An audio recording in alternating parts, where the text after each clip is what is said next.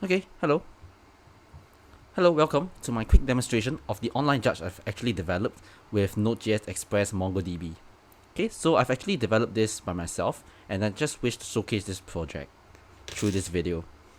So before we actually dive into the interface and features of this online judge, let's take a look at the link. So the link might look a bit sus, but I assure you it's not. It's simply an ng-rock tunnel, okay, that I actually use in order to access the online judge from another computer. So what this means is that because I've actually hosted an instance of a server on my Windows server, okay, on my Windows laptop. So as you can see over here, hold on, and okay, so this is my Windows server. So this is the server of the online judge that is actually hosted on my Windows laptop. So it's hosted on another Windows laptop, and I'm actually recording this video on my client MacBook Pro, okay, which is supposed to act as a client to demonstrate the features of the online judge, okay. So that is essentially how the setup of my interface goes. Okay, so for this online judge, you can see that we have two features. We have the login and register. So for demonstration purposes, we're just going to start by creating a new user. Okay, so let's create a new user and let's call this, I don't know, header123@gmail.com. So this is a very simple authentication system. It doesn't have like confirm password or like reset password or like confirm your email, two-step verification, etc., because this is made purely intended to showcase the features of an online judge rather to showcase the features of a fully fledged authentication system. So I'm just going to copy this email for reference later, and then I'm going to enter my password. Okay, my password will just be header. Submit. Okay, so if you take a look at the server, okay, so the server has actually logged that header has actually created a new account. Okay, so it's good that our server is constantly keeping track. It's constantly on the lookout for new user accounts, for new registrations, for new logins. So now I can actually log in. Okay, and my password is header. And once I press, I'm actually redirected into the interface of the online judge. And if you take a look at the server log, you can see that you can see the details of our new user. So you can see our ID, you can see the name, email, passwords, and the password is actually hashed. So we actually use Bcrypt hash because it's one of the most secure hashes. Okay, so that I think it's just good industry practice. Like even though this is not a fully deployed production grade application, I think it's just good practice for me to actually practice using Bcrypt, which is an industry standard security protocol. Okay, so this is the general interface of the online judge. So before we actually dive into the interface, let me just say that this online judge is meant to accompany the test that we actually developed for our CCA when I was in JC, when I was in high school. Okay, so this is our test. So there are 7 practical problems in this test, and candidates can use either C++ or Python to solve any of the problems here. So we have very easy problems such as simple addition, where candidates simply input the numbers and output the sum, all the way to contextual questions such as questions that test about the expectation formula, the probability formula, to questions that actually test, that actually push the limits of their understanding of physics or physics kinematics and geometric progression in this problem. So you can see it's quite a wordy problem because there's actually a lot of details, there's a lot of variables, and it can get quite confusing. Hence, we actually have quite a few examples to actually illustrate what exactly is going on. And the code for this problem is actually quite long. It's quite long. I can show it to you later. Okay, so this is the explanation, so that candidates will know exactly what is going on. And I highly encourage to let you try this problem. It's actually quite rewarding. It's quite satisfying after you solve this. Okay, so and right here I have the test solutions. Okay, so this is the solutions for each of the respective problems here. And the solution for the last problem, which is supposedly the most difficult one, this is my solution in C++. Okay, so as you can see, it's quite wordy. There's quite a lot of stuff, but I'm not going to dive into the specifics of how it works. If you wish to know how it works, feel free to email me at bdjm123@gmail.com. I'll actually leave it down in the description below. Okay, so let me just clarify that this online judge is meant to accompany this test, because we were actually conducting this test for our juniors to actually test their programming proficiency, right? Okay, so from here, as you can see, the problem's names are actually exactly matching with the ones that we have here, simple addition. So let's say now I want to solve a question. Let's say I want to solve the simple addition problem.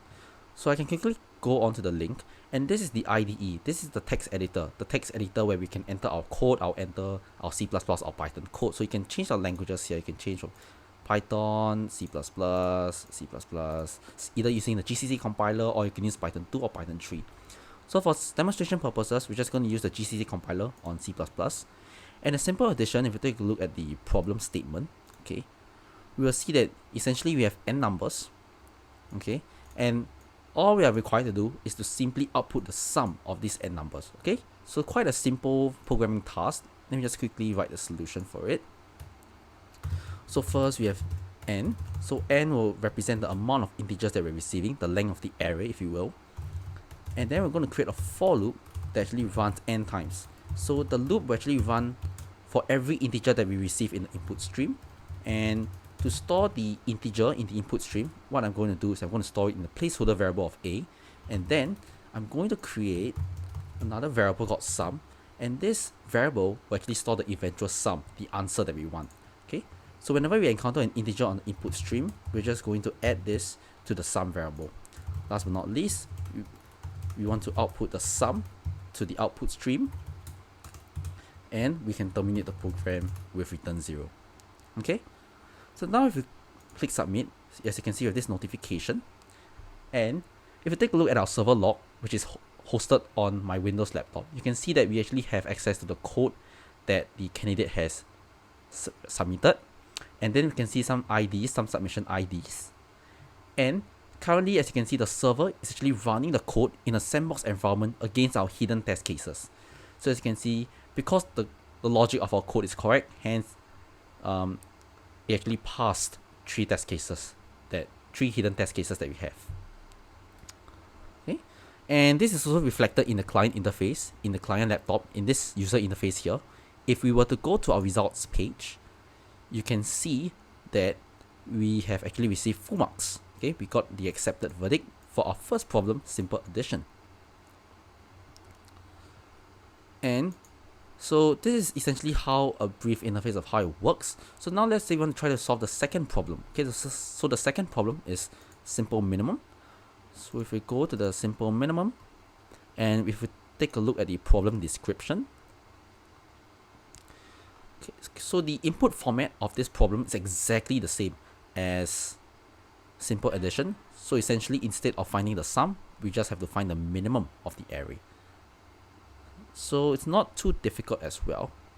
Let me just quickly code everything out.